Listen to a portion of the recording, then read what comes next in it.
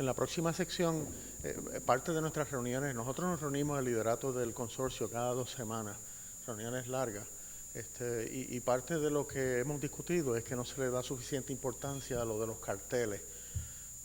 Todos ustedes que hayan preparado y tratado de presentar un cartel se dan cuenta de que toma trabajo, esfuerzo, y que es altamente frustrante que pongas tu cartel y nadie vaya. Así que decidimos dedicarle por lo menos 1 hora a que todos los participantes dentro del prime time vieran los carteles y discutieran con los autores. En adición a eso, le pedimos a un representante de cada institución que presentara su cartel en forma oral en el podio. Voy a cambiar un poquito el orden y empezar estas presentaciones cortas de los carteles que están afuera, porque entiendo que va a ayudar cuando vayan a los carteles. Se invitaron a 3 autores, Yanaina Alves, Karen Ortiz y José López de Victoria. La única que va a presentar es Yanaina Alves, y le voy a pedir a Yanaina que venga al podio para que dé su presentación de 8 minutos. Luego de esto, pues le pediré que vayamos afuera, compartamos con los diferentes autores de los carteles y sean inquisitivos. ¿Qué es lo que no les gusta del cartel? ¿Qué es lo que les gusta? ¿Cuáles son las direcciones futuras? ¿En qué manera esto ayuda a la medicina y a la clínica y a la salud de los pacientes en Puerto Rico? Yanaina es de la universidad, la doctora Alves es de la Universidad Central del Caribe, y vamos a ver, y les dejo para su presentación. Yanaina.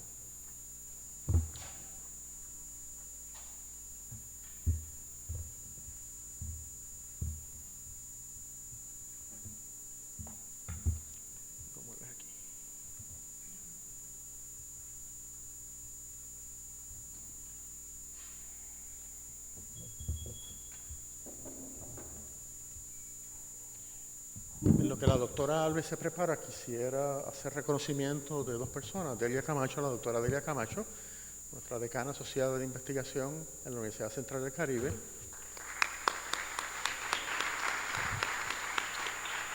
Y por ahí andaba la doctora Bárbara Segarra.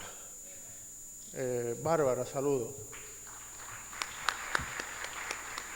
Bárbara es la decana de la sí, es de decana, ¿verdad?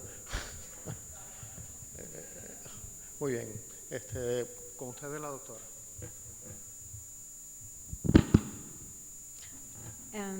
Muchas gracias. Hello, my name is Janaina Alves. Would you like to thank you for presentation on this project today? Well, on this project, we are planning to use the MICMOT and as an immunomodulator in order to enhance the anti-HIV antigen-specific immune response using a DNA-based vaccination platform. Next slide, please. Okay. Besides having a long shelf life and also being a safe approach, as there is no integration or risk for the infection, DNA vaccines have been shown to induce an excellent cell-mediated immune response. A failure that is well accepted as the type of response related at the long-term no progression towards AIDS. However, DNA vaccination have not been able to induce a strong immune response in humans. For this reason, many groups are investigating a lot on the development of new approaches in order to enhance the potential of DNA vaccines. This is an important gap that has the field, not only for the development of the anti-HIV vaccines, but also for other diseases like cancer, for example.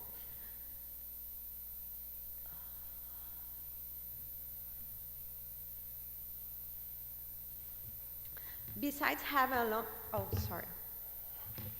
we propose to use a chemical immunomodulator as an enhancer of DNA-mediated immune response. On this regard, imicmod, which is commercially known as Aldara, is an approved medication used against genital warts. Moreover, published data shows that risicmod, which is a molecular analog of imicmod, is able to increase the anti-HIV gag-specific immune response in mice. Therefore, we believe that it is worth to have Micmod in this project and test its adjuvant properties. You should also emphasize that the safety of Micmod in humans have already been evaluated as it is licensed for the human use. The relevance of this project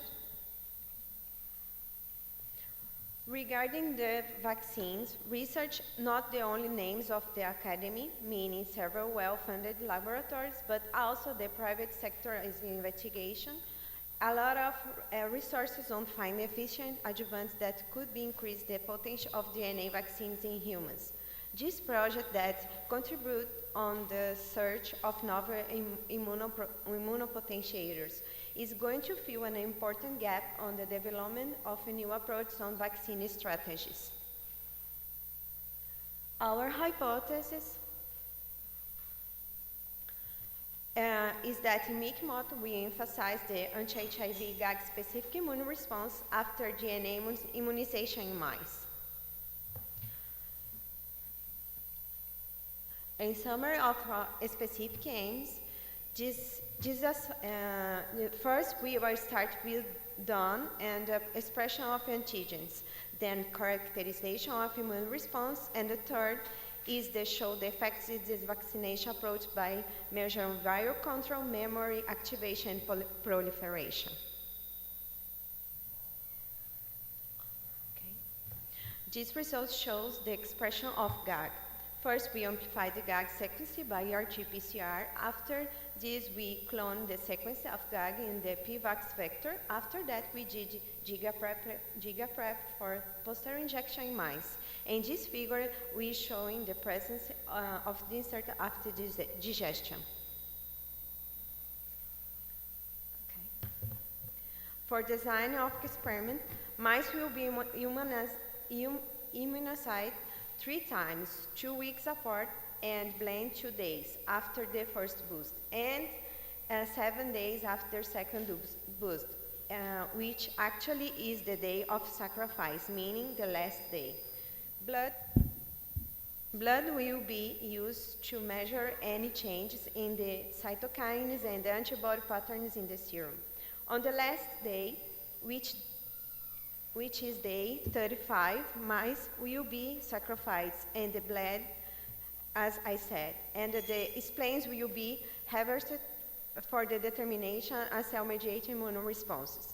For the induction of antigen-specific cell-mediated immune response, we will determine for the production interferon gamma by ELISpot analysis from mice splenocytes. So we will determine the change in the frequency of cells that produce those cytokines. This data shows, and y-axis, we are observing frequency of GAG, specific interferon gamma, is put forming cell per million splenocytes, and the axis, the different groups, naive GAG and the GAG plus in Micmod. The numbers, the pointer doesn't work.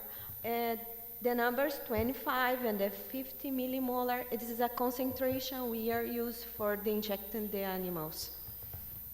This result, we observed that the ELISpot shows increased interferon gamma production when mice are treated with GAG plus in Micmod. Our ELISpot analysis shows increase of interferon gamma producing mice treated with HIV GAG plus in Micmod. Higher interferon gamma production is observed in group immunocyte with HIV-1 GAG plus in Micmod, 25 millimolar as compared to naive PVAX and GAG alone.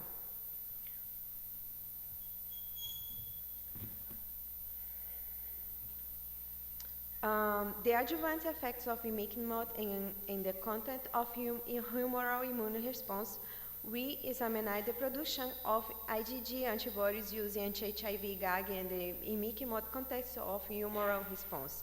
In this regard, we observed a weak antibody response with our vaccination cocktail. In Micmod, 25 millimolar plus GAG was the adjuvant that had a lowest IgG anti-HIV GAG serum antibody response compared to in Micmod 50 millimolar plus GAG, and imiquimod 100 millimolar plus GAG. We are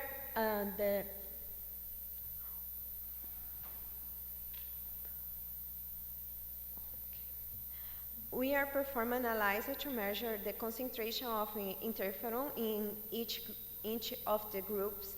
You can observe an increase for the cytokines producing when mice are treated with HIV, GAG plus imiquimod, and a higher production observed in the group immunocyte with HIV, GAG plus imiquimod 25 millimolar compared to naive PVAX and the GAG alone.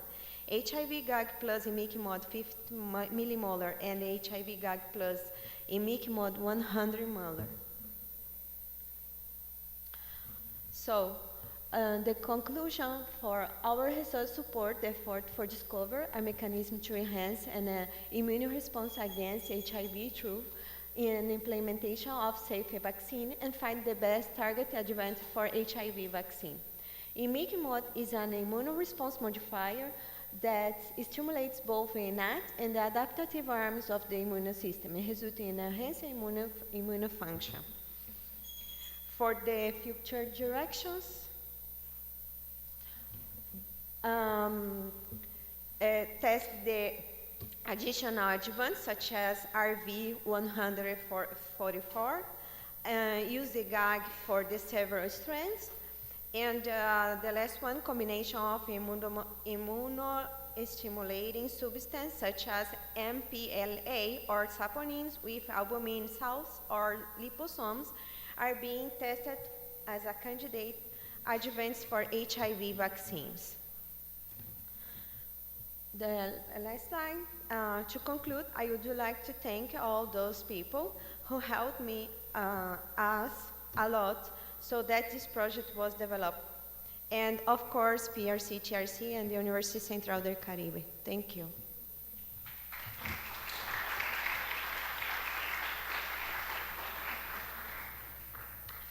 Preguntas a la doctora. Muy bien, gracias, Janaina. Saludos.